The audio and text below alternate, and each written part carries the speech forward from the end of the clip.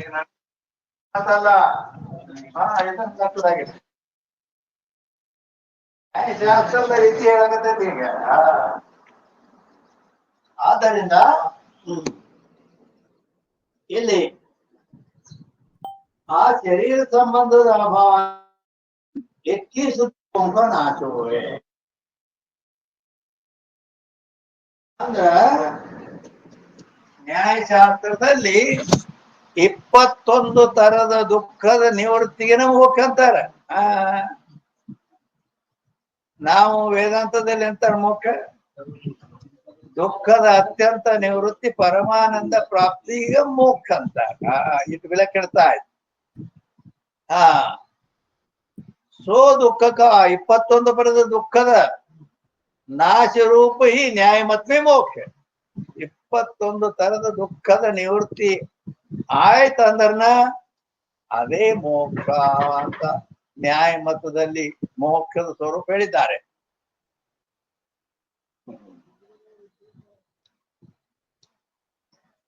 एक शरीर और श्रोत्र त्वक नेत्र रसना घ्राण और मन, ये 6 इंद्रिय और 6 इंद्रियों के विषय और 6 इंद्रिय के ज्ञान दुख है. जो सुख दुख ये 21 दुख है. 21 ತರದ ದುಃಖದ ನಿವೃತ್ತಿಗೆ ಮೋಕ್ಷ ಅಂದ್ರು. ಆ 21 ತರದ ದುಃಖ ಯಾವುವು ಅಂತ ಕೇಳಿದರೆ ಏನ್ ಹೇಳ್ತಾರ? ಪಂಚ ಜ್ಞಾನೇಂದ್ರಿಯಗಳು 5. ಪಂಚ ಜ್ಞಾನೇಂದ್ರಿಯಗಳು ಅಂದ್ರೆ 5. ಏನೋ ಅವ್ರ ಹೆಸರು ಹೇಳ್ಬೇಕು. ಪಂಚ ಜ್ಞಾನೇಂದ್ರ ಗೊತ್ತಾಗ್ಬಿಡ್ತದೆ. ABCD ಕಲ್ಸೋ ಜರೂರ್ ಇಲ್ಲ ಈಗ ರಟ ಈಗ. ಇದು ಪ್ರೈಮರಿ ಶಿಕ್ಷಣ ಅಲ್ಲ, ಕಾಲೇಜ್ ಇದೆ, ಕಾಲೇಜ್. ಆದ್ದರಿಂದ ಬರೀ ಪಂಚ ಜ್ಞಾನೇಂದ್ರಿಯ ಅಂದ್ರೆ ಗೊತ್ತಾಗ್ಬಿಡ್ತಾವೆಲ್ಲ. ಆ ಪಂಚ ಜ್ಞಾನೇಂದ್ರಿಯ ಒಂದು ಮನಸ್ಸು ಎಷ್ಟದು? 6. ಅಂದ್ರ ಆ 5 ಜ್ಞಾನೇಂದ್ರಿಯ ಒಂದು ಮನಸ್ಸು ಕೂಡಿ 6 ಅದು. ಆ 6 ಇಂದ್ರಿಯಗಳ ವಿಷಯಗಳು ಅವು ವಿಷಯ ಅದಾವಿಲ್ಲ ಪ್ರತಿಯೊಂದು ನೇತ್ರಕ್ಕ ಶ್ರೋತ್ರಕ್ಕ ಇವೆಲ್ಲ 6 ಇಂದ್ರಿಯಗಳು ಮನಸ್ಸು ಕೂಡಿ 6 ಇಂದ್ರಿಯಗಳು 6 ವಿಷಯಗಳು. ಆ ಇಂದ್ರಿಯಗಳಿಗೆ ವಿಷಯ ಅದಾವ. 6 ಇಂದ್ರಿಯ 6 ವಿಷಯ ಎಷ್ಟದು? 12 ಅದು. ಅಲ್ಲದೆ 6 ಇಂದ್ರಿಯಕ್ಕೆ ಜ್ಞಾನ, ಆ ವಿಷಯಗಳ ಜ್ಞಾನ. 6 ಇಂದ್ರಿಯಗಳು, 6 ಇಂದ್ರಿಯಗಳಿಗೆ ವಿಷಯ 6 ವಿಷಯಗಳು, ಆ 6 ವಿಷಯಗಳ ಜ್ಞಾನ. 6 ಮೂರ್ಲೆ 18. ಹೌದಾ? 18 ಆದ ಮೇಲೆ ಮುಂದೇನದಾವು?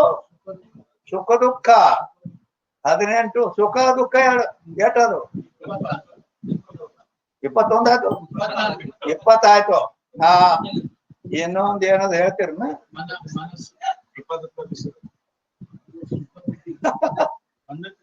21 ದುಃಖ ಹೇಳ್ಯಾರ. 20 ತಾನೆ ಎನಿಕೆ ಬಂದದ. ಇನ್ನೊಂದು ಯಾವ್ದು ಗೊತ್ತೈತಿ ಏನೇನು ಐತಿ ನಿಮ್ ಬುಕ್ನಾಗ?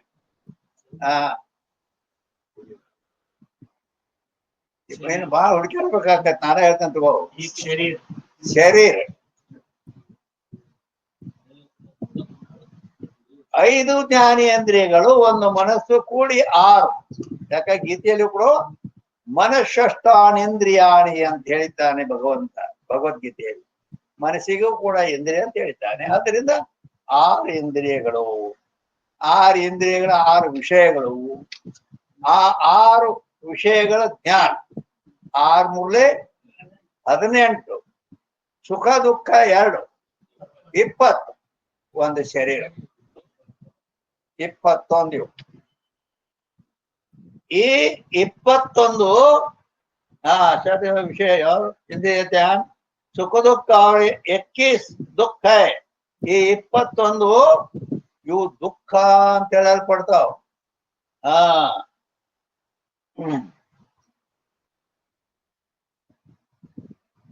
ಅಲ್ಲ, ಇವು ಉಳಿದು ಏನಾರ ದುಃಖ ಅಂದ್ರ ಬರೋಬರಿ ಶರೀರಕ್ಕೂ ದುಃಖ ಅಂದಿರಲ್ಲ. ಆ 20 ಶರೀರ ಒಂದು ಕೂಡ 20 ಆತು.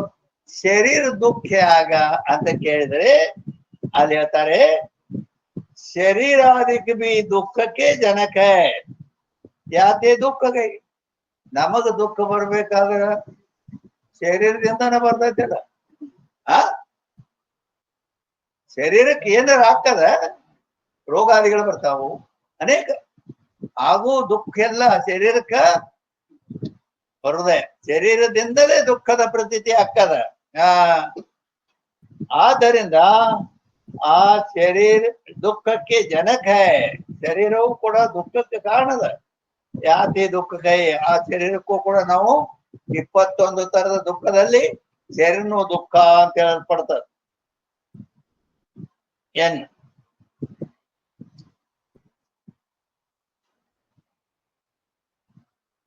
स्वर्गादिकन का दुख भी सुख भी नाश के भयते दुख का हेतु है.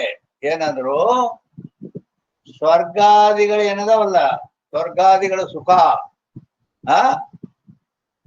ಆ ಸ್ವರ್ಗದ ಬಗ್ಗೆ ಗೀತೆಯಲ್ಲಿ ಹೇಳ್ತಾನೆ ಭಗವಂತ, ತೇತಂ ಭುಕ್ತ್ವಾ ಸ್ವರ್ಗಲೋಕಂ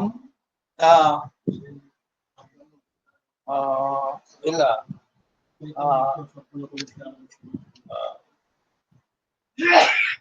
ಅಂದ್ರ ಸ್ವರ್ಗ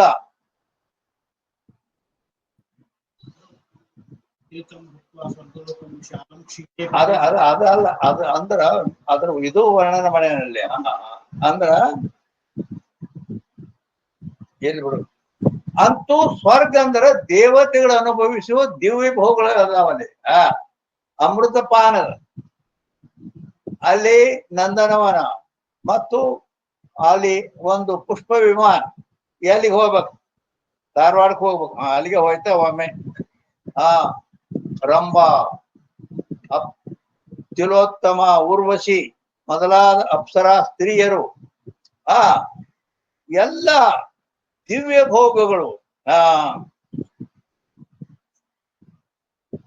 ಆದ್ದರಿಂದ ಅಂತ ಸ್ವರ್ಗಾದಿಗಳು ಸುಖ ಕೂಡ, ಅದು ಇಷ್ಟೆಲ್ಲ ಇದ್ರೂ ಕೂಡ ಅಲ್ಲಿ ದುಃಖ ಹೆಂಗ್ ಹೇಳ್ತೀರಿ ನೀವು ಅಂತ ಕೇಳಿದ್ರೆ, ಅಲ್ಲಿ ಈಗ ಒಬ್ಬ ಇಲ್ಲಿ ನಮ್ಮ ಕರ್ನಾಟಕದಲ್ಲಿ ಒಬ್ಬಗ ಆರಿಸಿ ಬಂದ. ನಾವು ಎಷ್ಟು ವರ್ಷ? 5 ವರ್ಷ. ಅವನದು ಟೈಮ್ ಎಷ್ಟು? 5 ವರ್ಷ. ಅವನ್ ಮಿನಿಸ್ಟರ್ ಆಗ್ಯಾನ. ಹೌದಾ? 5 ವರ್ಷ ಆಯ್ತು. ಈಗ 4.5 ವರ್ಷ ಆಯ್ತವ. ಆಯ್ತು, ಏನ್ ಉಳಿತೆಟ್ಟು? ಏನ್ 5-6 ತಿಂಗಳ ಉಳಿತಂದ್ರ ಚಿಂತೆ ಹೆಚ್ಚ ಶುರು ಆಗತ್ತವ. ಇಲ್ಲಿ ತನಕ ಮಿನಿಸ್ಟರ್ ಅವಂದೇನ ಆ ವೈಭವನೇ ವೈಭವ, ಮಿನಿಸ್ಟರ್ ಅಂತೇಳಿ. ರೋಡ್ ಎಲ್ಲ ಬಂದ್ ಮಾಡ್ತಾರ, ಮಿನಿಸ್ಟರ್ ಬರ್ತಾರ ಅಂತೇಳಿ ಎಲ್ಲ. ಎಷ್ಟು ಅವನದು ಅಧಿಕಾರದ ಒಂದು ಇದು. ಆದ್ರ 4.5 ವರ್ಷ ಮುಗ್ದಾವ ಅಂದ್ರ ಇನ್ ಇದು ಮುಗಿಲಾಕ್ ಬರ್ತಾರ ನನ್ನ ಮಂತ್ರಿ ಪದ. ಚಿಂತೆ ಎತ್ತ. ಏನ್ ಮುಂದ ಮತ್ತ ಆರಿಸಿ ಬರ್ತೇನೋ ಇಲ್ಲೋ ಗೊತ್ತಿಲ್ಲ. ನೋಡಿ, ಸುಖ ಐತಿ ಕರೆ ಇದ್ರು ಮುಗಿಯದೈತೆಲ್ಲ. ಇನ್ನು ಮುಗಿತದಲ್ಲ, ಮುಗಿಲಕ್ ಬಂದದ ಅನ್ನೋ ಚಿಂತೆ. ಹಾಗೆ ಸ್ವರ್ಗದಲ್ಲಿದ್ದಾವ ಅವ ಪುಣ್ಯ ಮಾಡಿ ಸ್ವರ್ಗವನ್ನು ಹೊಂದ್ಯಾನ. ಆದ್ರೂ ಆ ಪುಣ್ಯ ದೀಪ ಎಲ್ಲಿ ತನ ಅಂದ್ರ ಬಣತಿಯಲ್ಲಿ ಎಣ್ಣೆ ಇರೋ ತನಕ ದೀಪ ಉರಿತದ. ಆಗ ಅವ ಸ್ವರ್ಗದಲ್ಲಿ ಪುಣ್ಯ ಇರೋತನ ಸ್ವರ್ಗದಲ್ಲಿ ಸುಖ ಅನುಭವ ಮಾಡ್ತಾನ.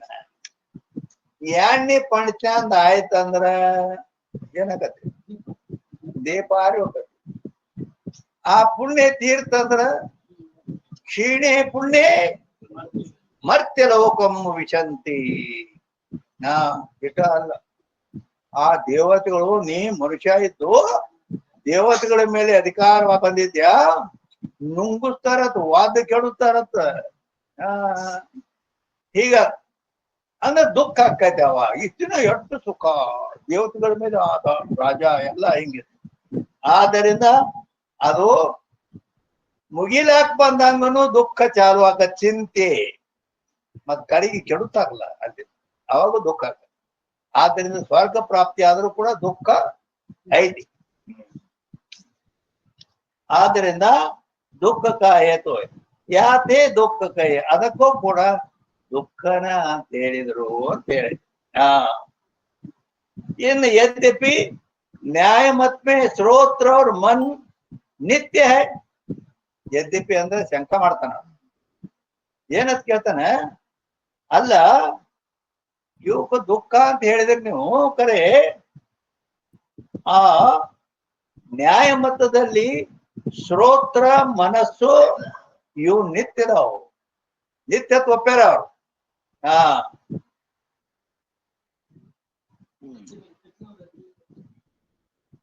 ಅಂದ್ರ ಆ ಶ್ರೋತ್ರ ಏನೈತಲ್ಲ, ಶ್ರೋತ್ರ ಶ್ರೋತ್ರ ಕಿವಿ, ಶ್ರವಣೇಂದ್ರಿ, ಅದು ನಿತ್ಯ ಅಂತ ಹೇಳ್ದ. ಹೌದಿಲ್ಲ?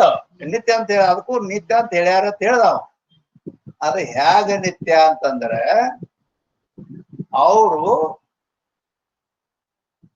ಈ ಶ್ರೋತ್ರ ನಮ್ಮ ವೇದಾಂತದಲ್ಲಿ ಏನದ ಇದು ಶ್ರೋತ್ರದ ಬಗ್ಗೆ ಅಂತಂದ್ರ, ಇದು ನಿತ್ಯ ಇಲ್ಲ. ನಮ್ಮ ವೇದಾಂತದಲ್ಲಿ ಶ್ರೋತ್ರ ಇಂದ್ರಿಯ ನಿತ್ಯ ಅಲ್ಲ, ಅದು ಕಾರ್ಯ ಐತಿ, ಹುಟ್ಟೈತಿ.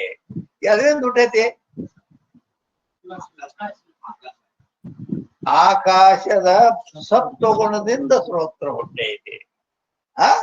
ಮತ್ತ ಆಕಾಶದ ಕಾರ್ಯ ಆಯ್ತಲ್ಲ, ಹುಟ್ಟೈತಿ ಅಂದ್ಮೇಲೆ ಒಮ್ಮೆ ನಾಶ ಆಕತಿ, ನಿತ್ಯ ಇಲ್ಲ. ಆದ್ರ ಅವರು ನೈಯಾಯಿಕರು ಈ ಶ್ರೋತ್ರ ಇಂದ್ರಿಯಕ್ಕೆ ನಿತ್ಯ ಅಂತ ಹೇಳ್ತಾರೆ.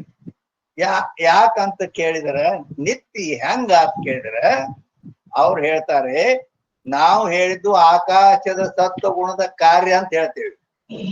ಅವ್ರ ಕಾರ್ಯ ಹುಟ್ಟಿಲ್ಲತ್ತಾರ ಅವರು. ಈ ಶ್ರೋತ್ರ ಇಂದ್ರಿಯ ಹುಟ್ಟಿಲ್ಲ. ಮತ್ತೇನ್? ಕರ್ಣ ಶುಷ್ಕುಲ್ಯ ನಭವ, ಕರ್ಣ ಶುಷ್ಕುಲ್ಯ ಕರ್ಣ ಶುಷ್ಕುಲ್ಯ ನಭ,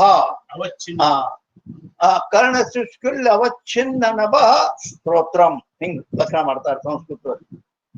ಕರ್ಣ ಶುಷ್ಕುಲ್ ಅವಚ್ಛಿನ್ನ ನಭ, ನಭ ಅಂತ ಆಕಾಶ. ಕರ್ಣ ಶುಷ್ಕುಲಿ ಅಂದ್ರ ಈ ಕಿವಿ ಹೆಂಗೈತಿ, ಹೆಂಗೈತಿ ಗೊತ್ತೇನೆ? ಹೆಂಗೈತಿ ಅಂದ್ರ ಬೇಂಡ ಬಾಜೆ ನೋಡಿ, ಹಿಂಗ ಹಿಂಗ ಹಿಂಗ ರೌಂಡ್ ರೌಂಡ್ ರೌಂಡ್ ರೌಂಡ್ ಹಿಂಗಿದು ರೌಂಡ್ ರೌಂಡ್ ಸುತ್ತಕೊಂಡೈತೆ. ಅದ ಹಂಗೆ ಆಕಾಶನು ಅಲ್ಲಿ ಸುತ್ತಕೊಂಡೈತೆ. ಅದ ಕೊಳ್ಳೈತಿಲ್ಲ ಹಂಗ. ಅದರ ಒಳಪಟ್ಟಂತ ಆಕಾಶಕ್ಕೂ ಶ್ರೋತ್ರ ಅಂತಾರ. ಆಕಾಶಕರ ನಿತ್ಯ ಅಂದಾಗ ಆ ಆಕಾಶ ಇದು ಶ್ರೋತ್ರ ಇಂದ್ರಿಯ ಆಕಾಶದಿಂದ ಸಪ್ತಗುಣದಿಂದ ಹುಟ್ಟೈತಿ ಅಂತ ನಮ್ಮ ವೇದಾಂತ ಹೇಳ್ತದೆ. ನೈಯಾಯಿಕರೇನ್ ಹೇಳ್ತಾರ, ಶ್ರೋತ್ರ ಅದಕ್ಕೆ ಬಂದ್ರ ಕರ್ಣ ಶುಷ್ಕುಲ್ಯ ಅವಚ್ಛಿನ್ನ ನಭಃ ಅಂದ್ರೆ ಈ ಕಿವಿ ಹಿಂಗ ರೌಂಡ್ ರೌಂಡ್ ಐತಲ್ಲ ಒಳಗ, ಆ ಆಕಾಶವು ಕೂಡ ಅದೇ ರೀತಿ ಒಳಗೆ ಹಿಂಗ್ ರೌಂಡ್ ರೌಂಡ್ ಆದದ. ಆ ಆಕಾಶಕ್ಕನ ಶ್ರೋತ್ರ. ಅದ್ರ ಆಕಾಶದ ಕಾರ್ಯ ಅಲ್ಲ, ಆಕಾಶನ ಹಿಂಗೈತಲ್ಲ ಅದು ಶ್ರೋತ್ರ. ಆದ್ದರಿಂದ ಆಕಾಶ ನಿತ್ಯದ, ಆದ್ದರಿಂದ ಈ ಶ್ರೋತ್ರೇಂದ್ರಿಯನು ನಿತ್ಯ. ಗೊತ್ತಾತಲ್ಲ ಈಗ? ಆದ್ದರಿಂದ ಎಲ್ಲಿ ಬಂತಪ್ಪ?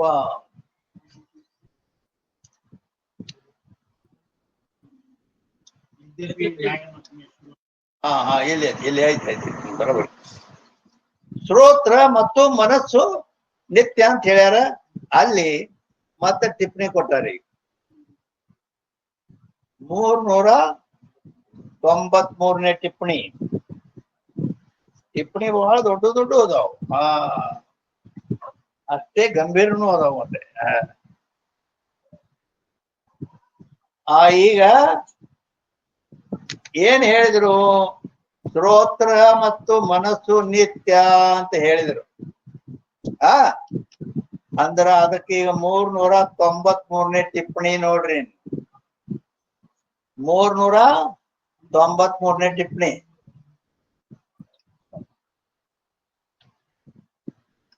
न्याय मत में श्रोत्र आकाश रूप ಮಾನಿಕೆ ನಿತ್ಯಮಾನ. ಅದನ್ನ ನ್ಯಾಯ ಮತದಲ್ಲಿ ಆ ಶ್ರೋತ್ರ ಇಂದ್ರಿಯವು ಆಕಾಶ ರೂಪ, ಇದರಿಂದ ಆಕಾಶ ನಿತ್ಯದ, ಆದ್ದರಿಂದ ಆಕಾಶವೇ ಶ್ರೋತ್ರ. ಇದಕ್ಕೆ ಒಳಪಟ್ಟಂತ ಘಟಕ್ಕೆ ಒಳಪಟ್ಟಂತ ಆಕಾಶಕ್ಕೆ ಏನ್ ಅನ್ನುತ್ತಾರೆ? ಘಟಾಕಾಶವೆನ್ನುತ್ತಾರೆ. ಈ ಮಠದ ಒಳಗಪಟ್ಟಂತ ಆಕಾಶಕ್ಕೆ ಮಠಾಕಾಶವೆನ್ನುತ್ತಾರೆ. ಹಂಗ ಶ್ರೋತ್ರಕ್ಕೆ, ಶ್ರೋತ್ರ ಇಂದ್ರಿಯಕ್ಕೆ ಒಳಪಟ್ಟಂತ ಆಕಾಶಕ್ಕೆ ಶ್ರೋತ್ರ. ಆದ್ದರಿಂದ ಅದು ನಿತ್ಯ ಅಂತ ಹೇಳಿದರು. ನ್ಯಾಯ ಮತದಲ್ಲಿ ಶ್ರೋತ್ರಕ್ಕೆ ಆಕಾಶ ರೂಪ ಮಾನಿಕೆ ನಿತ್ಯ ಮಾನ. ಆದ್ರ ಇದು ಶೋಭನೇನೆ. ಆದ್ರ ಅದಕ್ಕ ನಿತ್ಯ, ಶ್ರೋತ್ರಕ್ಕೆ ನಿತ್ಯ ಅಂತ ಹೇಳಿದು ಸಂಭವಿಸಂಗಿಲ್ಲ. ಯಾರಂತಾರ? ವೇದಾಂತಿಗಳಂತಾರ. ವೇದಾಂತಿಗಳದ್ದು ಚಾಲು ಆಕತೆ. श्रुति विषय नेत्रादिकन की न्याय ಆಕಾಶತೆ ಶ್ರೋತ್ರಕ್ಕೆ ಉತ್ಪತ್ತಿ ಕೈ.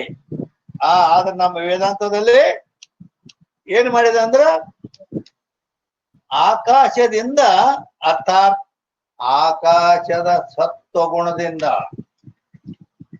ಆಕಾಶಭೂತದ ಸತ್ವಗುಣದಿಂದ ಶ್ರೋತ್ರ ಇಂದ್ರಿಯಗಳು ಹುಟ್ಟುತ್ತವೆ. 5 ಭೂತಗಳ ಸತ್ವಗುಣದಿಂದ ಒಂದೊಂದು ಜ್ಞಾನೇಂದ್ರಿಯ ಹುಟ್ಟ್ಯಾವ. ಆದ್ದರಿಂದ ಆಕಾಶದ ಸತ್ವಗುಣದಿಂದ ಶ್ರೋತ್ರ ಇಂದ್ರಿಯ ಹುಟ್ಟಿದೆ. ಕಾರ್ಯದ ನಿತ್ಯ ಅಲ್ಲ ನಮ್ಮ ವೇದಾಂತ. ಆದ್ರಿಂದ पृथ्वी नेत्रादिक न्याय आकाश के स्रोत्र की उत्पत्ति कही है।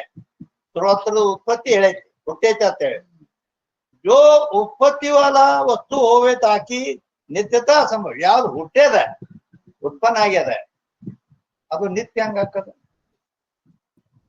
ಯಾಕ ಜಾತಸ್ಯ ಧ್ರುವಂ ಮೃತ್ಯು ಭಗವದ್ಗೀತೆ ಹೇಳ್ದ ಹುಟ್ಟಿದ್ದು ಒಮ್ಮೆ ಸಾಯಲೇಬೇಕು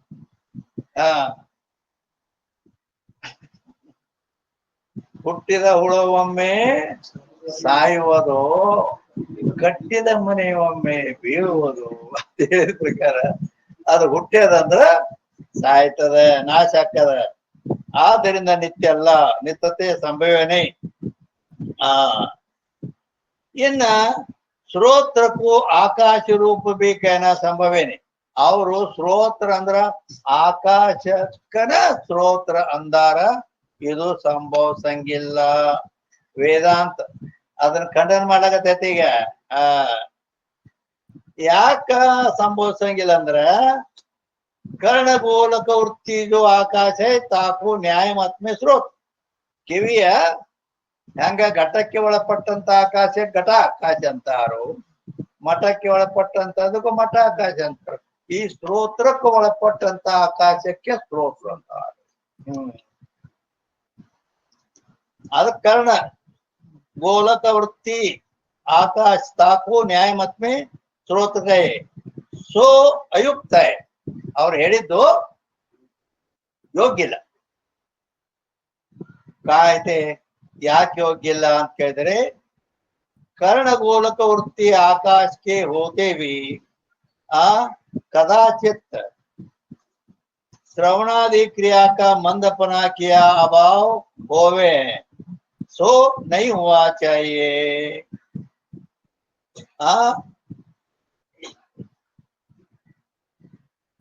ಏನ್ ಹೇಳಿದ್ರೆ ಗೊತ್ತಾಗ್ತಾನೆ ಏನ್ ಹೇಳಿದ್ರಂದ್ರ ಅದು ಅದಕ್ಕೆ ಶ್ರೋತ್ರದಲ್ಲಿದ್ದ ಆಕಾಶಕ್ಕೆ ಶ್ರೋತ್ರ ಇಂದ್ರಿಯ ಅಂತೇಳಿ ಒಪ್ಪಿದ್ದು ಸರಿಯಲ್ಲ ಅದು ತಪ್ಪು ಅಂತ ಹೇಳಿದ್ರು ವೇದಾಂತಿಗಳು ಹೇಳ್ತಾರೆ ಯಾಕೆ ತಪ್ಪಂತೀರಿ ಅಂದ್ರ ಕರ್ಣಗೋಲಕದಲ್ಲಿ ಇರ್ತಕ್ಕಂತ ಆಕಾಶ ಅದು ಈಗ ಕಿವಿ ಅದ ಇಲ್ಲೋ, ಹುಟ್ಟಿದಾಗಿನಿಂದ ಕಿವಿ ಅದ, ಹೌದಿಲ್ಲ? ಇದು ಇದು ಶ್ರೋತ್ರೇಂದ್ರಿಯ ಅಲ್ಲ, ಅದನ್ನು ಲೆಕ್ಕದಾಗಿಡು. ಈ ಮೂಗ ನಾಸಿಕೇಂದ್ರಿಯ ಘ್ರಾಣೇಂದ್ರಿಯ ಅಲ್ಲ, ಗೋಳಕ್ ಐತೆ ಅದು. ಗೋಳಕ್ ಅಂದ್ರೆ ಗೊತ್ತಾಕತ್ತೆ. ಗೋಳಕ್ ಅಂದ್ರ ಈ ಸನಾದಿ ಶ್ರುತಿ ಅಂತ ನೋಡ್ರಿ ನೀವು. ಸನಾದಿ ಅಂದ್ರೆ ಒಂದ್ ಮಳ ಇರ್ತೈತಿ, ಹೌದಿಲ್ಲ?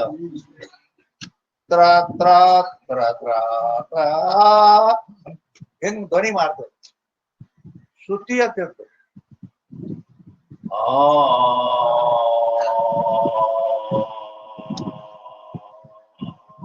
ಬರೀ ಅದು ಹುಟ್ಟದ್ದು ಒಂದು ಮಾರು ಇರ್ತದೆ, ಹೌದಿಲ್ಲ?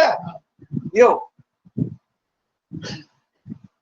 ಆ ಶ್ರುತಿ ಅಂದ್ರೆ ಒಂದು ಮಾರು ಇರ್ತದ, ಸನಾದಿ ಅಂದ್ರೆ ಒಂದು ಮಳ ಇರ್ತದ. ಆ ಮಾರು ಇದ್ದದ್ದು ಶ್ರುತಿ ಅಲ್ಲ, ಒಂದು ಮಳ ಇದ್ದದ್ದು ಸನಾದಿ ಅಲ್ಲ. ಮತ್ತೇನವು? ಅವು ಬರೀ ಕೊಳವಿ. ಏನವು? ಕೊಳವಿ.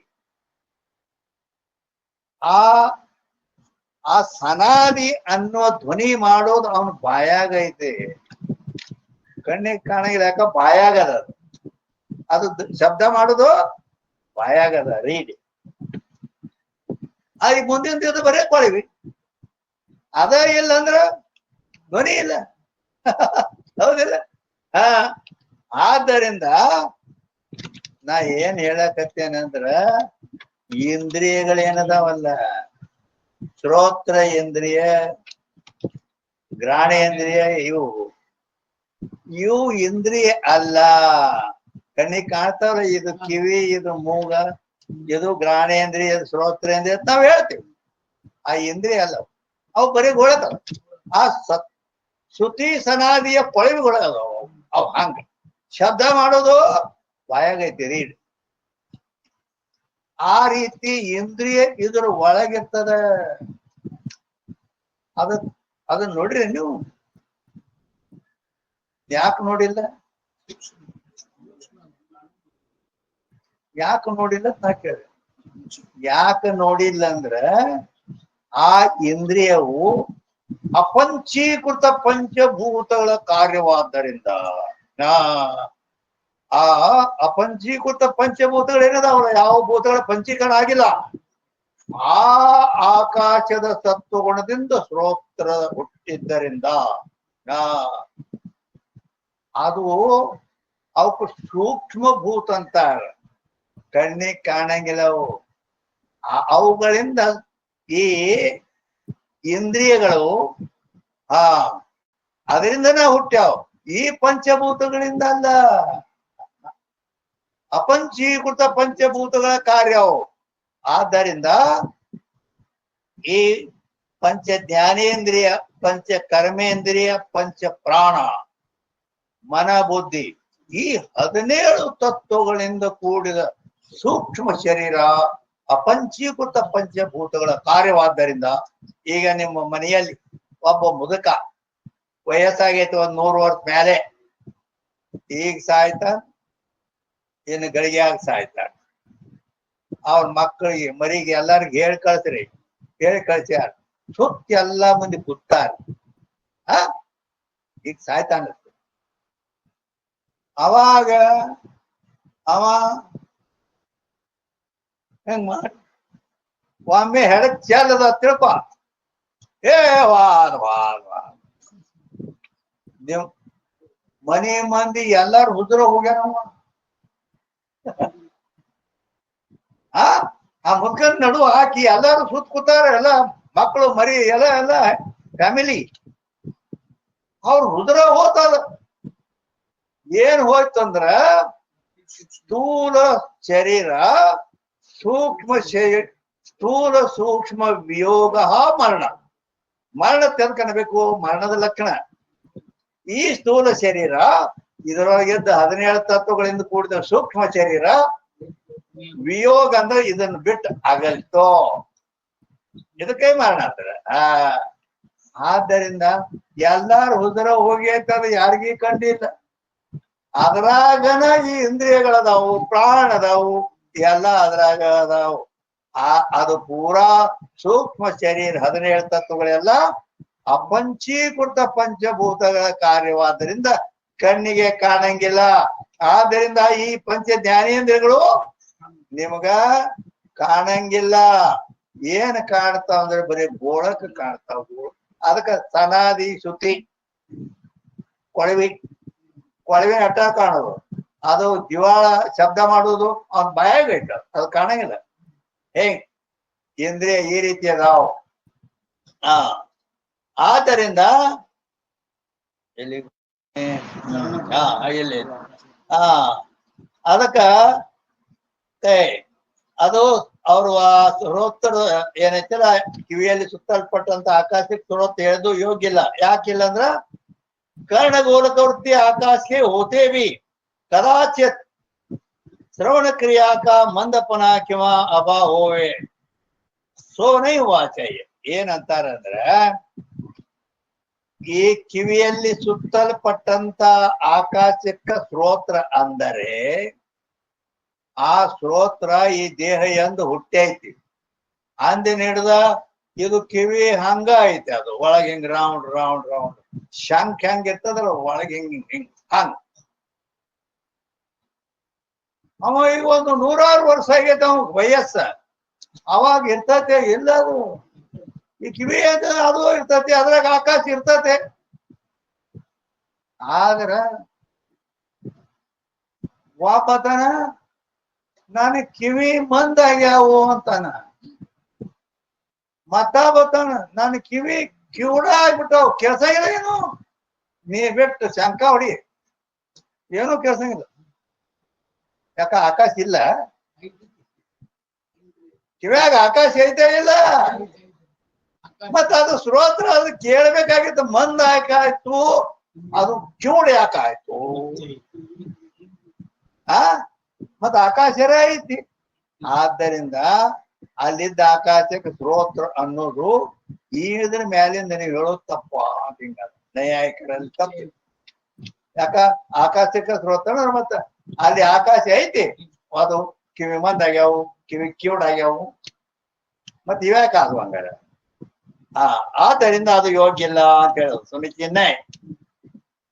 ಆದ್ರೆ ಅದಾಗಬಾರ್ದಾಗಿತ್ತು. ಯಾತೆ पंचीकृत भूत रूप जो कर्ण गोलक वृत्ति ಆಕಾಶ. ಆದ್ದರಿಂದ ಪಂಚೀಕೃತ ಭೂತ ರೂಪ ಯಾವ ಕರ್ಣಗೋಲಕ ವೃತ್ತಿ, ಕರ್ಣಗೋಲಕದಲ್ಲಿ ಇರ್ತಕ್ಕಂತ ವೃತ್ತಿ ಆಕಾಶ ಅದೇ ಅಂತ ತಿಷ್ಟೇ ಭಿನ್ನ ಅಪಂಚೀಕೃತ ಭೂತ ರೂಪ ಆಕಾಶ ಕಾ ಕಾರ್ಯ ಶ್ರೋತ್ರೇಂದ್ರ. ಈ ಪಂಚೀಕೃತ ಭೂತ ಕಾರ್ಯ ಅಲ್ಲದು, ಅಪಂಚೀಕೃತ ಭೂತ ಕಾರ್ಯವಾದ್ದರಿಂದ ಕಣ್ಣಿಗೆ ಕಾಣೋದಿಲ್ಲ. ಆದ್ದರಿಂದ ಶ್ರೋತ್ರ ಇಂದ್ರಿಯ ಉತ್ಪತ್ತಿ ನಾಶವಾಲ ಹೋನೇತೆ ಅನಿತ್ಯ. ಅದು ಹುಟ್ಟ್ಯದ ಇಲ್ಲ, ಆಕಾಶದಿಂದ ಹುಟ್ಟ್ಯದ ಅಂದ್ಮೇಲೆ ಉತ್ಪತ್ತಿ ಐತಿ, ಮತ್ತದ ಉತ್ಪತ್ತಿ ಐತಿ ಅಂದ್ರೆ ನಾಶ ಆಕತಿ. ಅದಕ್ಕೆ ಅವ್ರು ನಿತ್ಯ ಅಂದದ್ದು ತಪ್ಪು. ಗೊತ್ತಾಯ್ತಲ್ಲ. ಆದ್ದರಿಂದ ಈ ರೀತಿ ಅವು ಅನಿತ್ಯ ಅಂತ ಅವರು ಒಪ್ಪಬೇಕಾಗಿತ್ತು. ಇನ್ನು 3ನೇ ನಂಬರ್ ಕಿವ ದುರ್ಜನ ತೋಷತೋ ನ್ಯಾಯಕರಿ. ದುರ್ಜನ ತೋಷ ನ್ಯಾಯ ಅಂದ್ರೆ ದುರ್ಜನ ತೋಷ ನ್ಯಾಯ ಅಂದ್ರ ದುರ್ಜನ ಅಂದ್ರ ಒಬ್ಬ ಹಠಮಾರಿ ಮನುಷ್ಯ ಇರ್ತಾನ, ನಂದ ಕರೆ ನಾ ಹೇಳ್ದ ಕರೆ ಇರ್ತಾರಲ್ಲ. ಮತ್ತ ಅವಾಗ ದುರ್ಜನ ಅಂದ್ರೆ ಕೆಟ್ಟ ಮನುಷ್ಯ. ಅವ ಯಾರ ಮಾತು ಕೇಳೋ ಪಕ್ಕಿ ಅಲ್ಲ, ದಂಧ ನಡ್ಸಾವ. ಅದಕ್ಕೆ ಏನ್ ಮಾಡ್ಬೇಕಂದ್ರ ಅಂತಲ್ಲಿ ಅವನ ಮಾತು ಒಪ್ಕೋಬೇಕು. ಅವನ ಮಾತು ಒಪ್ಕೊಳ್ಳು, ಹೌದು ನೀ ಹೇಳ್ದ ಕಡೆ ಸಂತೋಷಕತೆ. ಅದಕ್ಕೆ ದುರ್ಜನ ತೋಷ ಅಂದ್ರೆ ಸಂತೋಷ. ನಿನ್ನ ಮಾತೇನು ಹೇಳ್ದಿಲ್ಲ ಅದು ಬರಾಬರಿ, ಅದು ಆಯ್ತ ನಾವು ಒಪ್ಪಲಿವ ಅದಕ್ಕೆ. ಹಿಂಗಂದ್ರ ಅವ್ನ್ ಸಂತೋಷ ಆಗ್ತದೆ. ಆದ್ರೆ ಹಿಂದಿಗಡೆ ಆದ್ರ ಮತ್ತ ಕಿವುಡ ಯಾಕೆ ಹಾಕ್ತಾನು ಅಂತೇಳಿ ಮತ್ತ ಆ ಪಟ್ಟಿ ಕೊಟ್ಟು ಅದನ್ನ ಕೂಡ ಮಾಡು ಹಿಂದಿಗಡೆ ಆ ಹೇಗದ ಮೊದಲ ಅಂದ್ರ ಅವ್ ಕೇಳಂಗಿಲ್ಲ ಅಂತೇಳಿ ಈ ರೀತಿ ಆಕಾಶ ರೂಪ ಮಾನೆ ತೋಬಿ ಅವರು ಆಕಾಶ ರೂಪ ಶ್ರೋತ್ರವನ್ನ ಆಕಾಶ ರೂಪ ಅಂತ ಒಪ್ಪಿದಾಗೆ ಆದ್ರೂ ಕೂಡ ತಾಕಿ ನಿತ್ಯತಾ ಸಂಭವನೆ ಅದು ನಿತ್ಯನು ಸಂಭವಿಸ ಯಾಕೆ ಸಂಭವಿಸಂಗಿಲ್ಲ ಅಂದ್ರೆ ಕಾಯತೆ ಆತ್ಮನ ಆಕಾಶ ಸಂಭೂತ ಆತ್ಮನಿಂದ ಆಕಾಶವು ಉತ್ಪನ್ನವಾಯಿತು ಅಂತೇಳಿ ಈ ಶ್ರುತಿ ಅದಿದ್ರು ತೈತಿರಿ ಉಪನಿಷತ್ ಅಂದ್ರ ಆ ಉಪನಿಷತ್ ಎಲ್ಲಿ ಅದ ಯಾವ ವೇದದಲ್ಲಿ ಅದ ಏನೇನು ಆತ್ಮನ ಆಕಾಶ ಸಂಭೂತ ಅದು ಪೂರ್ಣ ಹೆಂಗೈತೆ ಅಂದ್ರ ತಸ್ಮಾದ್ವಾಯೇ ತಸ್ಮಾದ ಆತ್ಮನ ಆಕಾಶ ಸಂಭೂತ ಆಕಾಶಾತ್ ವಾಯು ವಾಯುರಗ್ನಿ ಅಗ್ನಿರಾಪ ಆಪಾತ್ ಪೃಥ್ವಿ ಇಟ್ಟೆಲ್ಲ ಮಂತ್ರ ಐತೆ ಎಲ್ಲಿ ಕೃಷ್ಣ ಯಜುರ್ವೇದದ ತೈತ್ತಿರಿ ಉಪನಿಷತ್ತಿನಲ್ಲಿ ಅದು ಅಂದ್ರ ಎರಡನೇ ವಲ್ಲಿಯ 1ನೇ ಅನುವಾಕದಲ್ಲಿ ಅದ ತೈತ್ತಿರಿ ಉಪನಿಷತ್ತಿನಲ್ಲಿ 3 ವಲ್ಲಿಗಳ ಬರ್ತಾವ ಅದ್ರಾಗ 2ನೇ ವಲ್ಲಿ 1ನೇ ಅನುವಾಕದಲ್ಲಿ ಅಲ್ಲಿ ಏನ್ ಬರ್ತದ ತಸ್ಮಾದ್ವಾ ತಸ್ಮಾದಾತ್ಮನಃ ಆಕಾಶ ಸಂಭೂತ ಅಂದ್ರೆ ಏನ್ ಹೇಳ್ತದಂದ್ರ ಆ ಪರಮಾತ್ಮನಿಂದ ಈ ಆಕಾಶ ಹುಟ್ಟಿತು ಅಂತ ಹೇಳಿ ಆಕಾಶದ ವಾಯು ಅಂದ್ರ ಆ ಆಕಾಶದಿಂದ ವಾಯು ಹುಟ್ಟಿತು ವಾಯುವಿನಿಂದ ಅಗ್ನಿ ಹುಟ್ಟಿತು ಅಗ್ನಿಯಿಂದ ಜಲ ಹುಟ್ಟಿತು ಜಲದಿಂದ ಪೃಥ್ವಿ ಈ ರೀತಿ ಪಂಚಭೂತಗಳು ಹುಟ್ಟಿದು ಅಂತ ಕೃಷ್ಣ ಯಜುರ್ವೇದದ ತೈತಿರಿ ಉಪನಿಷತ್ತಿನ 2ನೇ ವಲ್ಲಿಯ 1ನೇ ಅನುವಾಕದಲ್ಲಿ ಹೇಳಿ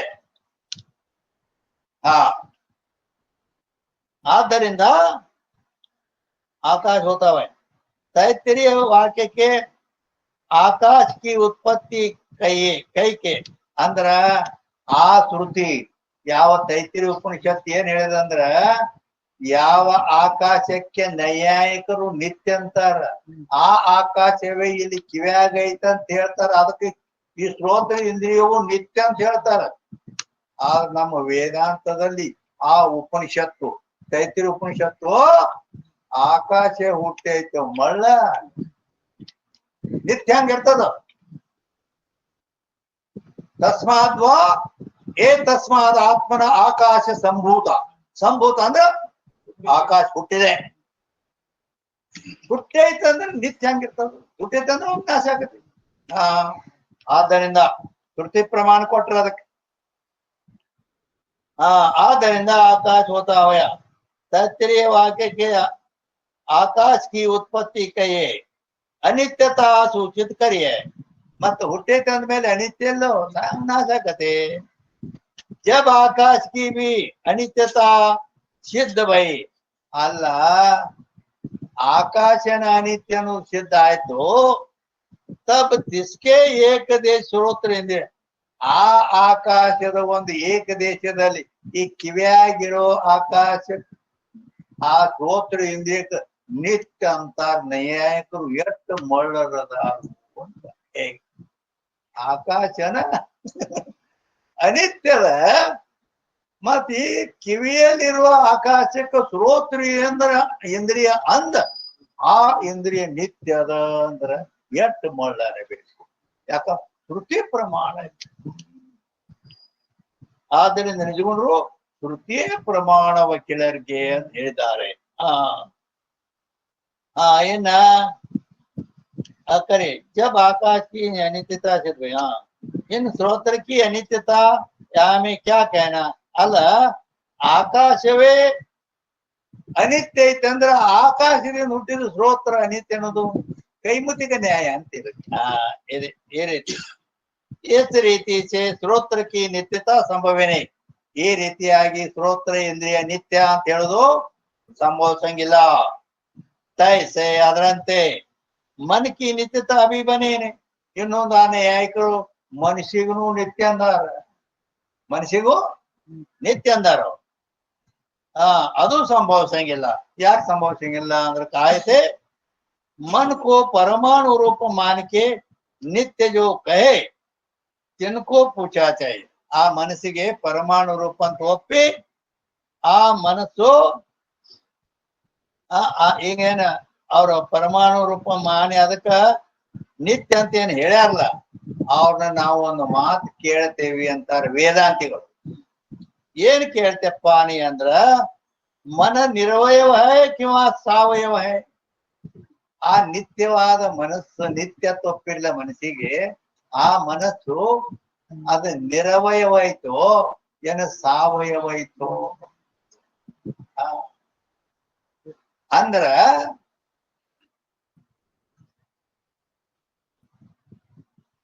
ಅವಯವ ಅಂದ್ರ ಕೈಕಾಲ ಅಂತ ಅರ್ಥ ಆಕತಿ. ಈ ಅವಯವ ಎಲ್ಲಾ ಕಡೆ ಕುಂದ್ರಂಗಿಲ್ಲ. ಗಡಿಗೆ ಗೊತ್ತದನ, ಗಡಿಗೆ ಕೈಕಾಲ ಅದಾವನ, ಆದ್ರ ಅವಯವ ಅದಾವ. ಗಡಿಗೆಗೆ ಅವಯವ ಅದಾವ. ಏನ ಅವಯವ? ಆ ಕಂಠ ಹಿಡಿ, ಕಂಠ ಗಡಿಗೆ ಕಂಠ ಹಿಡಿ. ಅದ ತಳ ಗಡಿಗೆಯ ಕಂಠ, ಗಡಿಗೆಯ ಹೊಟ್ಟಿ, ಗಡಿಗೆಯ ತಳ. ಸಾವಯವ ಆಯ್ತಾ ಇಲ್ಲ? ಇದಕ್ಕೆ ಸಾವಯವ ಅಂತಾರ. ಹಿಂಗ ಯಾವುದೂ ಇಲ್ಲದಿದ್ರ ಅದಕ್ಕೆ ನಿರವಯವ ಅನ್ನುತ್ತಾರೆ. ಇಲ್ಲಾಂದ್ರ ಮನುಷ್ಯನ ಕೈಗಾಲ್ಗತೆ ಅಂತ ಹಿಂಗೇನ್ ಅರ್ಥ ಅಲ್ಲ. ಆದ್ದರಿಂದ ಏನು ನಿರವಯ, ಅದಕ್ಕೆ ಏನ್ ಕೇಳಿದೀವಿ ಅಂದ್ರ ಮನ ನಿರವಯವಾಯ್ತೋ ಅಥವಾ ಸಾವಯವಾಯ್ತೋ ಅಂತ ಕೇಳಿದೀವಿ. ಜೋ ನಿರವಯವ ಕಹಿತು, ಆ ಮನಸ್ಸ ಅದಕ್ಕ ನಿರವಯವೈತಿ ಅಂತ ಹೇಳಿದ್ರೆ ಕಿಸ್ ವಿಷಯ ಅವಯವ ರೂಪ ದೇಶಕ್ಕೆ ಅಭಾವತೆ. ಆ ನಿರವಯವ ಅಂದ್ರ ಅದಕ್ಕ ಯಾವ ಒಂದು ಅದು ಇಲ್ಲ. ಒಂದು ಭಾಗದ ಕಡೆ ಏನು ಹೇಳಕ್ ಬರಂಗಿಲ್ಲ. ಹೆಂಗೆ ಆದ್ದರಿಂದ ಅಭಾವತೆ जिसकी आत्मा के साथी संयोग ಸಂಭವೇನೆ. ಏನ್ ಹೇಳಕತ್ಯಾರ ಅಂದ್ರ ಆ ಮನಸ್ಸು ಸಾವಯವೈತೋ ನಿರವಯವೈತೋ ಅಂತ ಯಾಕೆ ಕೇಳ್ಯಾರಂದ್ರ ಅಲ್ಲಿ ಇವ್ರು ನ್ಯಾಯಶಾಸ್ತ್ರದಲ್ಲಿ ಏನ್ ಹೇಳ್ಯಾರ ಅಂದ್ರ ಆತ್ಮ ಜಡ ಅದಾನು, ಅವ್ರ ಆತ್ಮ ಜಡ ಅದಾನು.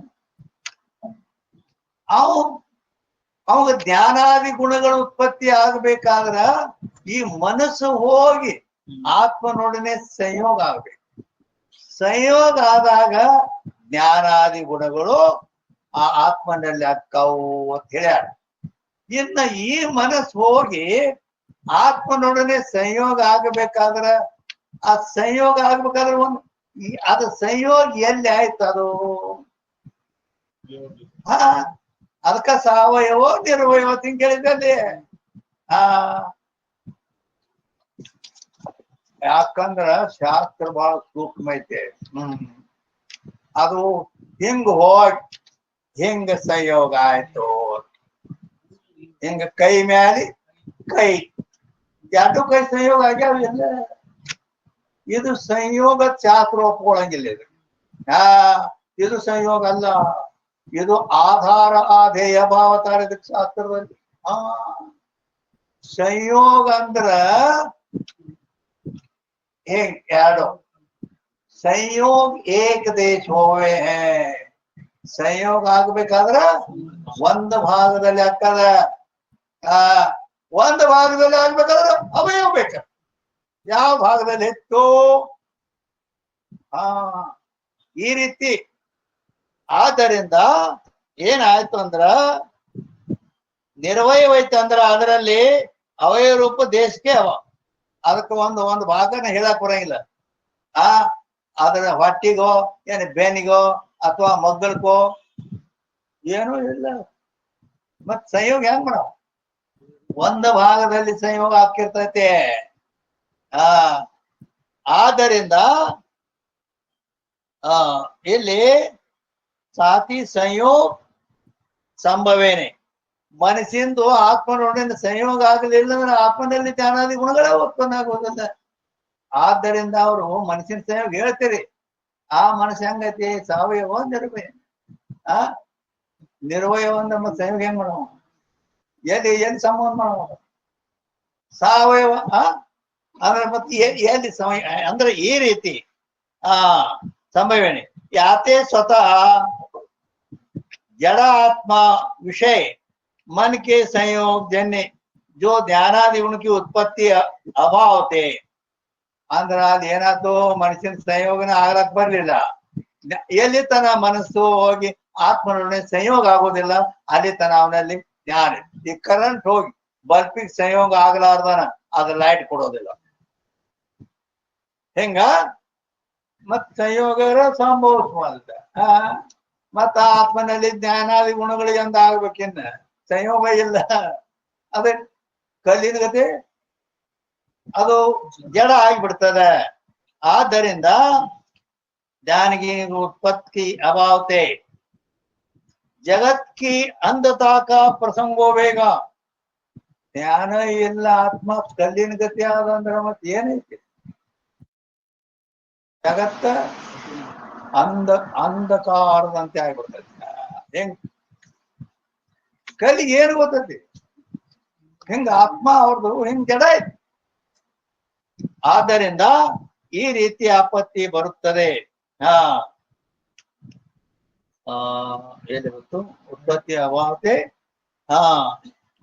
ಅಂಧಕಾರ ಪ್ರಸಂಗ ಹೋಗ. 2ನೇ ನಂಬರ್ ಜೋ ಮನ್ ಸಾವಯವಕ್ಕೆ ಆಯ್ತು ಏನ ಅದಕ್ಕ ಸಂಯೋಗ ಸಲುವಾಗಿ ಆ ಮನಸ್ಸು ಸಾವಯವ ಐತೆಪ್ಪ, ನಿರ್ವಯ ತಿಳಿದಿಲ್ಲ ಅಂದ್ರೆ ತಿಸ್ ವಿಷಯ ಘಟಪಟಾದಿ ಕಿ ನ್ಯಾಯಿ ಅನಿತ್ಯತಾ ನಿರ್ವಿವಾದಿಸಿದೆ. ಯಾವ್ದು ಸಾವಯವ ಇರ್ತೈತಿ ಅದು ಅನಿತ್ಯ ಇರ್ತೈತಿ. ಸಾವಯವ ಯಾವ್ದು ಇರ್ತೈತಿ ಅನಿತ್ಯ ಇರ್ತೈತಿ. ಇದು ಶರೀರ ಅವಯವ ಸಹಿತ ಐತಿಲ್ಲ, ಮತ್ ಅನಿತ್ಯ ಐತೆ ನಿತ್ಯ ಐತೆ, ನಾಶ ಆಗುತ್ತೆ. ಗಡಿಗೆ ಕಂಠ ಕಡೆ, ಪಟ್ಟಿ ಕಡೆ, ತಳದ ಕಡೆ ಅವಯವ ಸಾವಯವ ಅದು ನಾಶ ಆಕತ್ತಿಲ್ಲ ಗಡಿಗೆ. ಯಾವ್ದು ಸಾವಯವ ಐತಿ ಅದು ನಾಶ ಆಕತಿ. ವಿಷಯ ಘಟಪಟಾದಿ ಕಿ ನ್ಯಾಯ ಅನಿತ್ಯತಾ ನಿರ್ವಿವಾದಿಸಿದೆ. ಬೈ ಕಿಮ ಇನ್ನೊಂದು ರೀತಿಯಿಂದ ಹೇಳ್ತಾರೆ, ಮನ ನಿತ್ಯ ಹೋವೇತು. ಅವ್ರು ಮನಸ್ಸಿಗೆ ನಿತ್ಯ ಅಂತ ಒಪ್ಪ್ಯಾರಲ್ಲ, ಮನಸ್ಸಿಗೆ ನಿತ್ಯ ಒಪ್ಪ್ಯಾರ ಅಂದ ಮೇಲೆ ತಾಕ ಸ್ಮೃತಿ ವಿಷಯ ಸುಷುಪ್ತಿ ವಿಷಯ ಸುಷುಪ್ತಿ ವಿಷಯ ಕರೆಕ್ಟ್ ಕರೆಕ್ಟ್ ಸುಷುಪ್ತಿ ವಿಷಯ ಸುಷುಪ್ತಿ ವಿಷಯ ಅಂದ್ರ ಸುಷುಪ್ತಿ ಅವಸ್ಥೆಯಲ್ಲಿ ವಿಶೇಷ ಜ್ಞಾನಕ್ಕೆ ಜನತಾ ರೂಪ ಲಿಂಗಕ್ಕೆ ಅಭಾವತೆ. ಮನಸ್ಸು ನಿತ್ಯವಾಗಿರು ಇದ್ದಿದ್ರೆ ನಿತ್ಯ ಆಗಿದ್ರೆ ಅದು ಸುಷುಪ್ತಿ ಅವಸ್ಥೆಯಲ್ಲಿ ವಿಶೇಷ ಜ್ಞಾನಕ್ಕ ಜನಕತಾ ರೂಪ ಲಿಂಗಕ್ಕೆ ಆ ಸುಷುಪ್ ಮನಸ್ಸು ಐತಲ್ಲ, ಆ ಮನಸ್ಸಿಗರ ನಿತ್ಯ ಅಂದ. ನಿತ್ಯ ಅಂದ್ರೆ ಯಾವಾಗಲೂ ಇರೋದು. ಹೌದು, ಯಾವಾಗಲೂ ಇರುತ್ತೈತೆ ಅಂದ ಮೇಲೆ ಆ ಸುಷುಪ್ತಿಯಲ್ಲಿ ಅದರದ್ದು ಮತ್ತೆ ವಿಶೇಷ ಜ್ಞಾನಕ್ಕ ಕಾರಣ ಆಗ್ಬೇಕದು. ಜನಕತಾರೂಪ ಲಿಂಗಕ್ಕೆ ಅಭಾವತೆ. ಆ ವಿಶೇಷ ಜ್ಞಾನಕ್ಕ ಜನಕತಾರೂಪ ಲಿಂಗಕ್ಕೆ ಅಭಾವತೆ ಅಂದ್ರ ಅಲ್ಲಿ ಇಲ್ಲ ಆಗ್ಬಿಡ್ತದ. अपने उपादान अज्ञान में लय होवे. ಸೋನೆ ಮನಸ್ಸಿಗೆ ನಿತ್ಯ ಅಂದಿರಿ. ನಿತ್ಯ ಅಂದ್ರೆ ಯಾವಾಗ್ಲೂ ಇರ್ಬೇಕ? ಎಲ್ಲ ನಿತ್ಯ ಅಂದ್ರೆ ಯಾವಾಗ್ಲೂ ಇರ್ಬೇಕು. ಆದ್ರ ಆ ಮನಸ್ಸು ಜಾಗೃತದಲ್ಲಿ ಇರ್ತೈತಿ, ಸ್ವಪ್ನದಲ್ಲಿ ಇರ್ತೈತಿ, ನಿದ್ದಿಯೊಳಗ ಸುಸುಪ್ತಿಯಲ್ಲಿ ಆ ತನ್ನ ಕಾರಣವಾದ ಜ್ಞಾನದಲ್ಲಿ ಲಯ ಆಕತಿ, ಹೋಗ್ಬಿಡ್ತೈತಿ, ಇರಂಗಿಲ್ಲ. ಮತ್ತೆ ನಿತ್ಯ ಅದು ಒಮ್ಮೆ ಇರ್ತೈತಿ, ಜಾಗೃತಲ್ಲಿ ಇರ್ತೈತಿ, ಸುಸುಪ್ತಿಯಲ್ಲಿ ಇರೋದಿಲ್ಲ. ಹಿಂಗಿದ್ರೆ ನಿತ್ಯ ಅದ. ನೋಡ ಎಷ್ಟು ತಪ್ಪೈತೆ. ಆದ್ದರಿಂದ ಏನಾಯ್ತು ಅಂತಂದ್ರ ಲಯ ಆಕತಿ. ಆಗ ಆದ್ದರಿಂದ ಸೋ ನೈವಾಚಯ ಯಾತೇ ಬಿ ಮನ್ ಅನಿತ್ಯ. ಆದ್ದರಿಂದ ಮನಸ್ಸಿಗೆ ನಿತ್ಯ ಅಂದದ್ದು ತಪ್ಪು. ಅದು ನಿತ್ಯ ಅಲ್ಲ, ಅನಿತ್ಯ. ಯಾಕಂದ್ರೆ ಸುಸುಪ್ತಿಯಲ್ಲಿ ಇರಂಗಿಲ್ಲ, ಅನಿತ್ಯ ಆಯ್ತು. ಹೇಗೆ ಏನ್ ಮೂರನೇ ನಂಬರ್ ಜೋ ನೈಯಾಯಿಕ ಹೈ ಅಂದ್ರ ಇಲ್ಲಿ ಏನ್ ಬಂತು? ಜೋ ನೈಯಾಯಿಕ ಹೈ. ಮತ್ ನೈಯಾಯಿಕರ ನಡೆದದಲ್ಲ ಅಂತಂದ್ರ ಇವು ಬೇರೆ. ನೈಯಾಯಿಕರಲ್ಲಿ ಬಾಳ ಭಾಗದವು. ಪ್ರಾಚೀನ ನೈಯಾಯಿಕ, ನವೀನ್ ನೈಯಾಯಿಕ ಅಂತ ಎರಡು ಪಾಠ ಐತಿ. ಪ್ರಾಚೀನ ನೈಯಾಯಿಕರಲ್ಲಿ ಗೌತಮ ಅದಾನ. ಮತ್ತ ನವೀನ್ ನೈಯಾಯಿಕರಲ್ಲಿ 3 ಮಂದಿ ಅವ್ರು ಬೇರೆ ಅದಾರ. ಉದಯನಾಚಾರ್ಯ ಮೊದಲಾದ ಇವರು ನವೀನ್ ನೈಯಾಯಿಕರು. ಇಲ್ಲಿ ನವೀನ ನೈಯಾಯಿಕರು ಉದಯನಾಚಾರ್ಯನ ಇಟ್ಕೋಬೇಕಿಲ್ಲ. ಅಂದ್ರೆ ಪ್ರಾಚೀನ ಗೌತಮ ಅಲ್ಲ ಅಂತ. जो न्यायिक है आत्मा और मन का संयोग ज्ञान का हेतु है, तो संयोग एक की क्रिया थे किंवा 2 की क्रिया थे हो. ಮನುಷ್ಯನ ಸಂಯೋಗ ಹೇಳ್ಯಾರ. ಮನುಷ್ಯನ ಸಂಯೋಗ ಹೇಳಿದ್ರೆ ಆ ಸಂಯೋಗ 2 ಪ್ರಕಾರ ಅದ, 3 ಪ್ರಕಾರ ಅದ. ಅದೆಲ್ಲ ಅಂದ್ರೆ ಸಂಯೋಗ ಅನ್ನೋದು ಏನೈತಿಲ್ಲ, ಅದು 2 ಪ್ರಕಾರ. ಒಂದು ಅನ್ಯತರ ಕರ್ಮದ ಸಂಯೋಗ, ಉಭಯತರ ಕರ್ಮದ ಸಂಯೋಗ ಅಂತ ಸಂಯೋಗ 2 ಪ್ರಕಾರದ.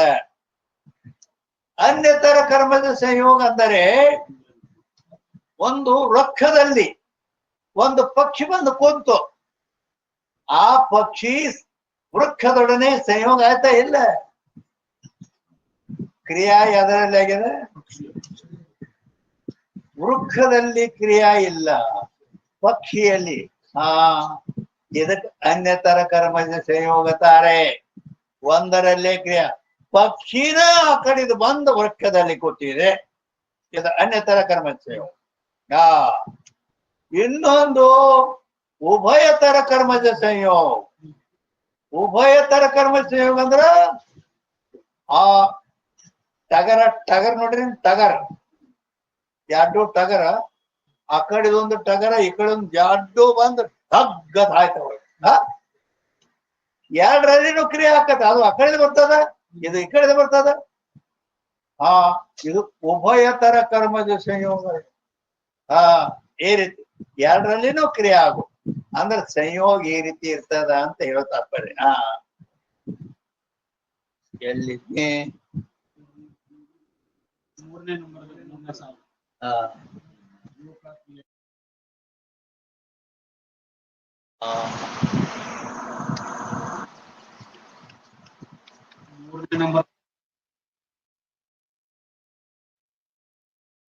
ಇಲ್ಲ ಐತಿ 3ನೇ ನಂಬರ್ದಾಗ. न्यायिक ಏನೈತಿ? नवीन न्यायिक ಅಂತ ಹೇಳಿದ್ನಲ್ಲ. आत्मा और मन का संयोग ज्ञान का हेतु है, सो संयोग एक की क्रिया थे. ಒಂದರ ಕ್ರಿಯೆಯಿಂದ ಅಂದ್ರ ಪಕ್ಷಿಯಲ್ಲೇ ಕ್ರಿಯೆಯಾಗಿ ವೃಕ್ಷದಲ್ಲಿ ಹೋಗಿ ಕೂತು, ಆ ಗಿಡಕ್ಕ ಪಕ್ಷಿಗೆ ಸಂಯೋಗ ಆಯ್ತು. ಹೌದಿಲ್ಲ? ಒಂದರಲ್ಲಿ ಪಕ್ಷಿಯಲ್ಲೇ ಕ್ರಿಯೆ ಆಗೈತಿ. ಇನ್ನ 2 ಕ್ರಿಯಾ, 2ರಲ್ಲೂ ಕ್ರಿಯೆ ಆಗಿ ಅದು ಹೋವೆ ವಿಭು ಆತ್ಮ में तो ಕ್ರಿಯಾ ಕದೇ भी होवे नहीं. ಅವರು ಆತ್ಮನನ್ನ ವಿಭು ಒಪ್ಪ್ಯಾರ. ವಿಭು ಅಂದ್ರೆ ವ್ಯಾಪಕತೆ ಒಪ್ಪ್ಯಾರ. ಹಾ, ವ್ಯಾಪಕ ಐತೆ ಅಂದ್ರ ಅದರಲ್ಲಿ ಕ್ರಿಯೆ ಆಕತ್ತೇನೆ.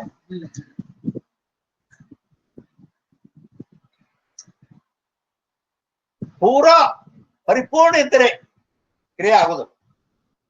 ಇದು ನಿಮಗ್ ತಿಳಿಯಲಿಲ್ಲ ಅಂದ್ರ ಒಂದು ಬಾಟ್ಲಿ ತಗೋರಿ, ನೀರಿನ ಬಾಟ್ಲಿ, ಅದಕ್ಕೆ ಪೂರಾ ಕಂಠತನ ನೀರ್ ತುಂಬ್ರಿ, ಬೂಚ್ ಹಾಕ್ರಿ. ಬೂಚ್ ಹಾಕಿ ಇದಕ್ಕಿಂತ ಮೊದಲು ಏನ್ ಮಾಡ್ರಿ, ಅರ್ಧ ಬಾಟ್ಲಿ ನೀರ್ ತಗೋರಿ. ಅರ್ಧ ಬಾಟ್ಲಿ ನೀರ್ ತಗೊಂಡು ಬೂಚ್ ಹಾಕ್ರಿ. ಅದನ್ನ ಬಾಯಿ ಮ್ಯಾಲಿ ಆ ಬಾಯಿ ತೆಳಗ ಮಾಡ, ಅಂದ್ರ ಉಲ್ಟಾ ಮಾಡಿಡಿ. ಆ ಕಂಠದಲ್ಲಿದ್ದ ನೀರು ಹೀಗೆ ತಿರುಗಿ ಹಿಡಿದಾಗ ಅಂದ್ರೆ ಈ ಕಡೆ ಕಂಠದ ಕಡೆ ಬಂದ್ಬಿಟ್ಟು ಅದ ಬಾಯಿ ತೆಳಗ್ ಮಾಡಿದರೆ ಹೌದಿಲ್ಲ. ಅದನ್ನ ಮತ್ ನೆಟ್ಟಗ್ ಮಾಡಿ ಹಿಡಿದೆ ಅಂದ್ರ ತಳದ ಕಡೆ ನೀರ್ ಬಿಟ್ಟು. ಯಾಕಂದ್ರೆ ನೀರ್ ಆ ಕಡೆ ಮ್ಯಾಲಿ ಕಂಠದ ಕಡೆ ತಳದ ಕಡೆ ಹೋಗೋದು ಬರೋದು ಮಾಡ್ತಾವಿಲ್ಲೋ. ಯಾಕಂದ್ರ ಅರ್ಧ ಬಾಟ್ಲಿ ಐತಿ, ಪರಿಚಿನ್ನ ಐತಿ. ಅದೇ ಬಾಟ್ಲಿಯಲ್ಲಿ ಪೂರಾ ನೀರ್ ತುಂಬ ಬೂಚ್ ಹಾಕಿ ಹಿಂಗರ ಮಾಡು,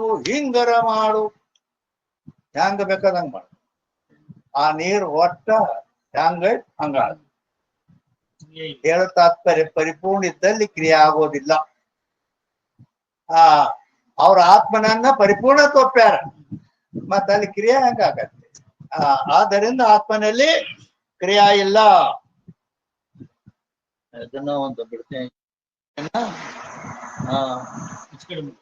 ಅಂದ್ರೆ ಮೂರನೇ ನಂಬರ್ ಇಲ್ಲ.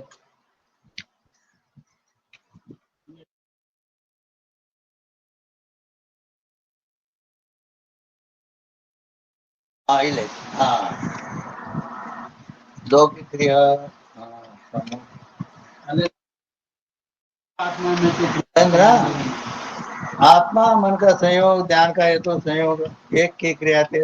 हाँ, विभु आत्मा में जो क्रिया कदे भी होए.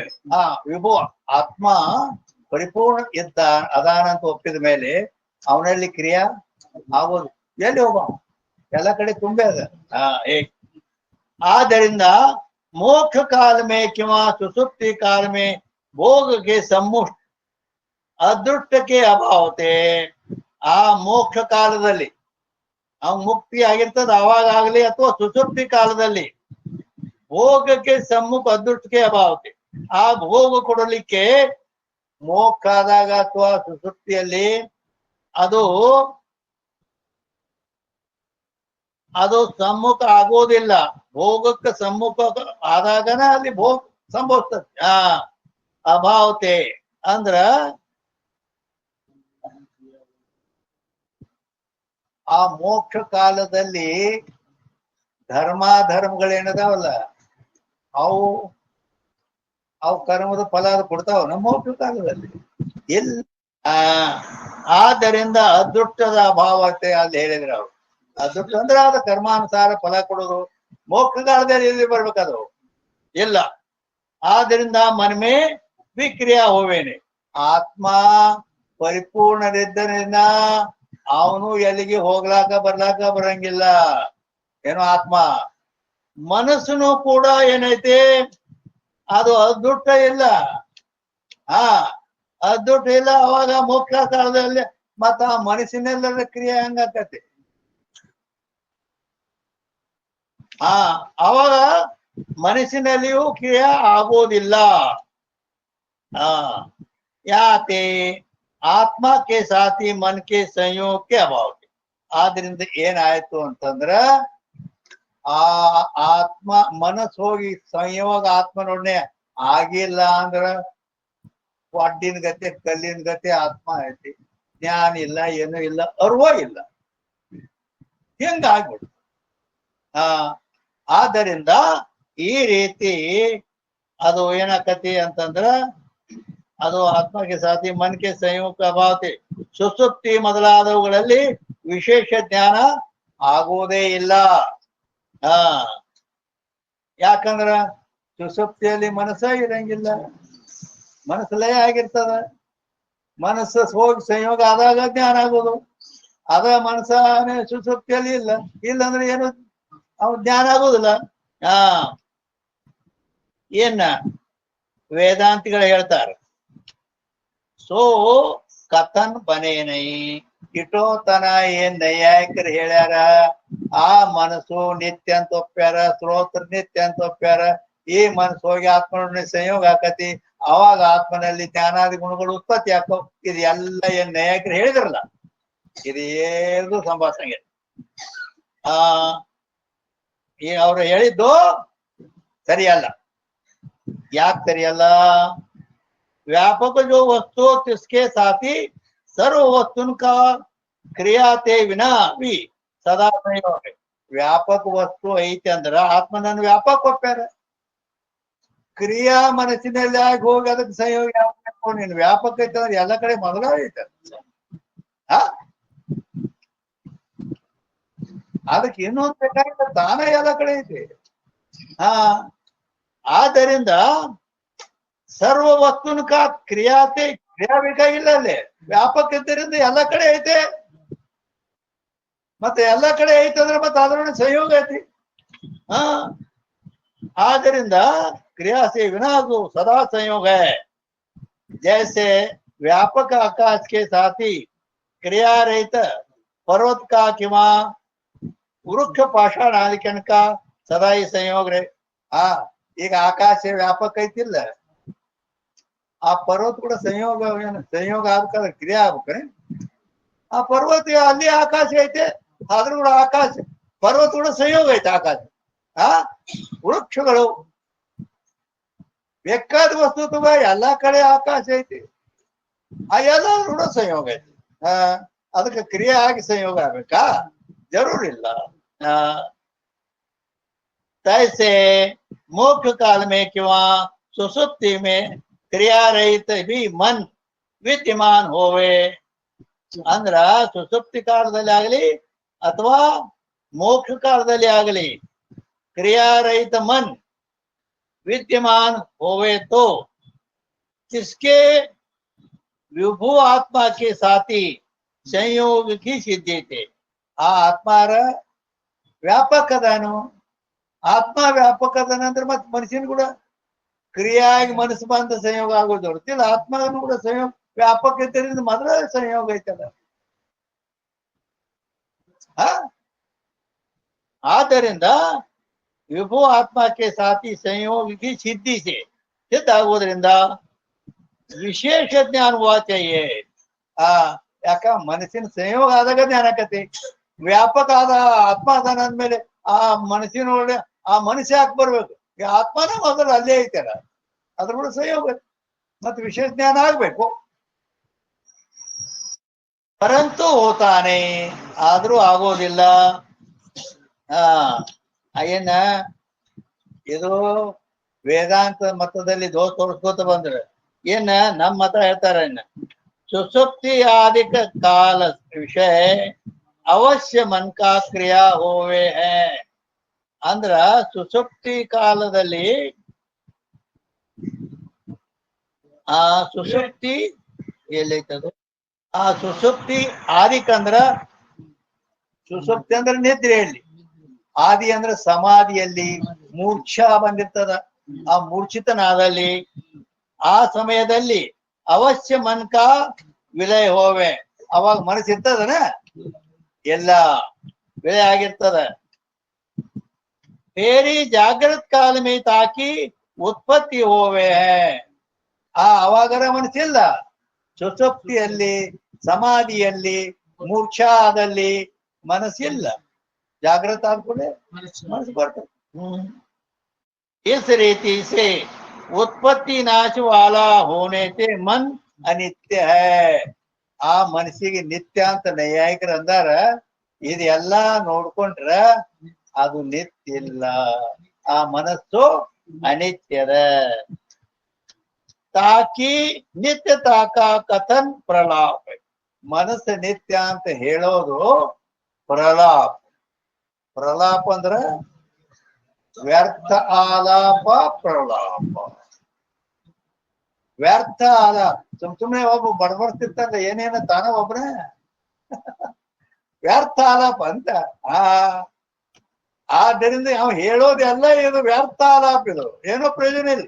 ನಾ ಯಾಕೆ ಹೇಳಿದ್ದೆಲ್ಲ ಆದ್ದರಿಂದ ಅದು ಪ್ರಲಾಪ ಅಷ್ಟೇ ಐತಿ.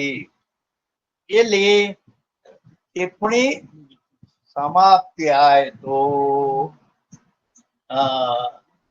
ಆ ಟಿಪ್ಪಣಿ ಎಲ್ಲಿ ಬಂದಿತ್ತು? 393ನೇ ಟಿಪ್ಪಣಿ ಅಲ್ಲ. ಎಷ್ಟು ದೊಡ್ಡ ಟಿಪ್ಪಣಿ ಇದು ಅಂದ್ರ ಇಲ್ಲಿ 393 ಕರೆಕ್ಟ್, ಹೌದು. ಆದ್ದರಿಂದ ಇಲ್ಲಿಗೆ 6 ಆಗಿ ಹೋಗೈತೆ. ಬಿಡ್ಬೇಕು. ಆದ್ದರಿಂದ ಎಲ್ಲಿಗೆ ಬಿಡ್ತು? ಈ 393ನೇ ಟಿಪ್ಪಣಿ ಸಮಾಪ್ತಿಗೆ ವಿಷಯ ಅಲ್ಲಿಗೆ ಸ್ಟಾಪ್ ಆಗಿದೆ. ಜೈ ಮಂಗಲಂ, ಜೈ ನಮ ಪಾರ್ವತಿ ಶಿವ, ಹರ ಹರ ಮಹಾದೇವ್. ವಿಷಯ ಕಠಿಣವಾದ್ರಿಂದ ಬಹಳ ತಿದ್ದಿ ಹೇಳ್ಬೇಕಾಗತ್ತೆ.